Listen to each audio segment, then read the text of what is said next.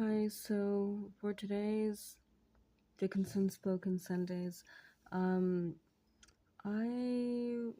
because it's summer and I was trying to take the slightly more free time that I have to do some art, and I was in the process of trying to draw a Vinnie with apparently a fox. She apparently had a pet. Well, she had a companion fox, I think in her later years, and I recently discovered that, and I'm not sure if it's true, but I was trying to look for other sources. Some sources say that she had a fox, or she was friends with, or maybe lived with a fox companion during her later years.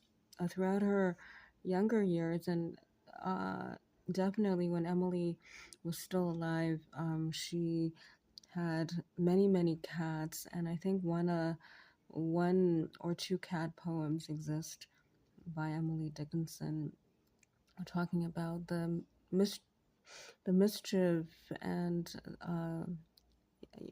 the adorableness and whimsicalness of cats and their lives.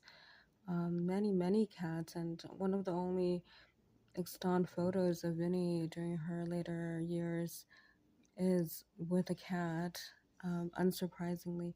So I was trying to look for some fox poems by Emily Dickinson, and I'm not really finding any except for the one with a distance in it. Distance is not a realm of fox, which I set to music a long time ago. Um, but not talking about distance anymore. I rather happened upon. So I was thinking, okay, well, maybe not foxes, but maybe wolves. And then looking for wolf poems, and it got me onto this poem that I never read before by Emily Dickinson, and it starts with "Through lane it lay, through bramble," and it reminded me of uh, some uh, some children's books on changelings um, that I read when I was a child, and of the elemental realm, kind of replacing human children with stealing human children and replacing it with a changeling child. And it also reminded me of the W.B. Yeats, Irish poet, who wrote The Stolen Child, set to music by Lorena McKennitt and her band. And I'm a huge Lorena McKennitt uh, fan, and her music stayed with me throughout high school and up until now. She's a Canadian artist. Um, if you ever have a chance to listen to that. And also, I might link a wolf documentary from China, which is one of the best documentaries I've ever watched.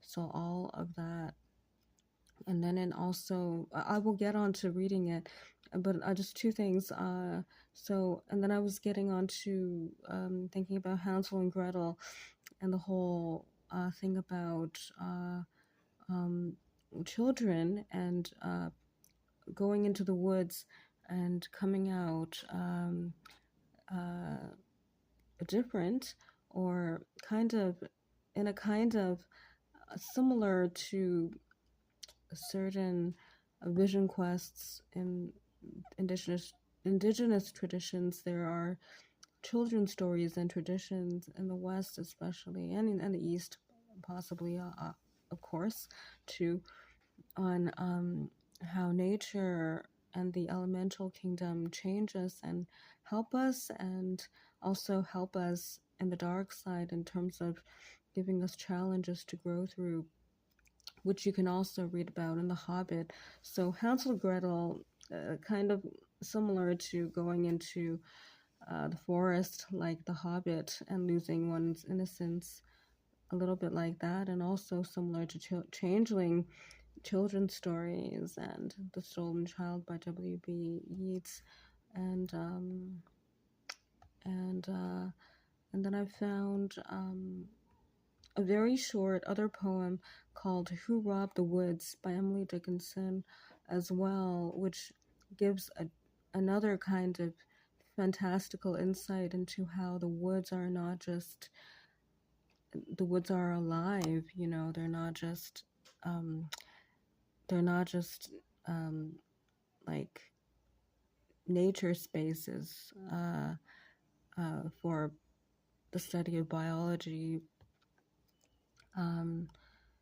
So just to close off before reading it, there's a Lou Serret poem called Four Little Foxes, and in conjunction with that documentary I'll link, is a kind of speaking to how we need to conserve and appreciate and value nature, in this case the hunting of foxes and wolves, and